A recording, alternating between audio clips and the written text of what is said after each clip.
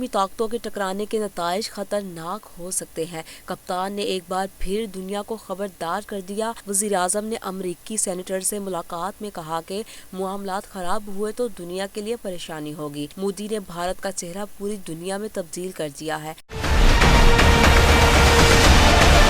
پاکستان نے انتہا پسندوں کی حکومت سے مذاکرات سے بھی انکار کر دیا۔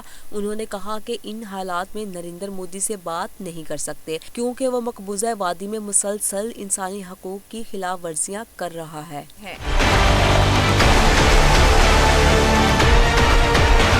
ملاقات میں افغان امن عمل پر بھی تفصیلی گفتگو کی گئی۔ عمران خان نے کہا کہ افغان امن عمل پر مرحلہ وار بات چیت ہونی چاہیے، اس موقع کو ضائع نہیں کرنا چاہیے۔ وزیر اعظم نے امریکی سینیٹرز کا شکریہ بھی ادا کیا۔ امریکی سینیٹرز نے مسئلہ کشمیر کو اجاگر کرنے کی یقین دہانی کرائی۔